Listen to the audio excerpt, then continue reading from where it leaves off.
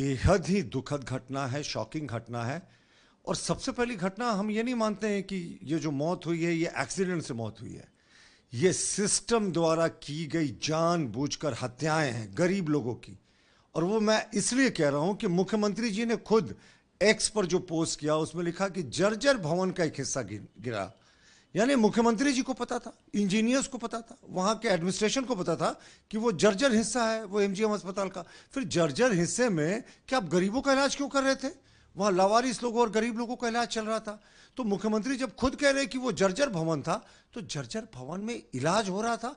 ये तो पूरे सिस्टम पर प्रश्न करता है। हमें मांग करते हैं कि जो भी इसके लिए रिस्पॉन्सिबल है, जिसने इस भवन की मेंटेनेंस नहीं की, खुद मुख्यमंत्री कह रहे हैं कि जर्जर हिस्सा था भवन का, सब पे हत्या का मुकदमा चलाया जाए। ये कोई दुर्घटना में हुई मौत नहीं, बल्कि सिस्टम के द्वारा जानबूझकर की गई हत्याएं हैं।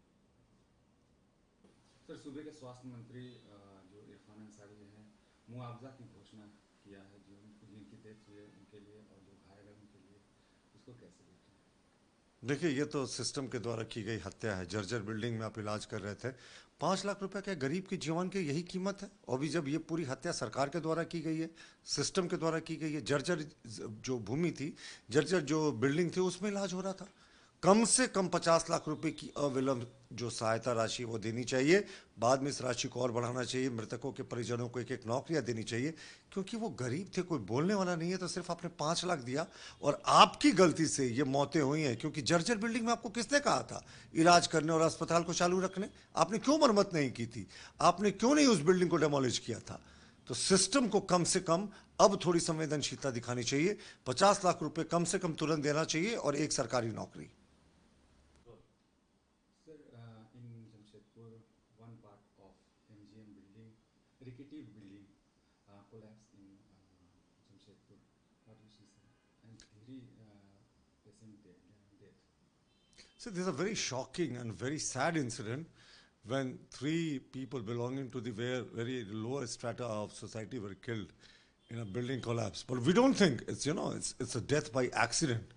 It's a murder by the system. And I use such strong words because the Chief Minister himself, in a post on the social media platform X, has admitted that the rickety part of the building collapsed. When the Chief Minister was aware that this part was rickety, this was like what we say Jarjar, then why were poor patients being treated in this rickety part of the hospital? It should have been demolished or it should have been repaired. But instead of that, because the poor's lives have no values in Hemant Soren's government, this rickety part of the hospital's building was still being used to treat the poor patients. So we demand an FIR should be instituted under the various sections of BNS, which amounts to murder by the system, and immediate relief of at least 50 lakh rupees to the poor should be given. The government has just announced a relief of 5 lakh rupees, which is nothing. And this is a murder by the system. The Chief Minister himself admits that the building was not in a good condition. It was a rickety building, he says. So what more proof do you need?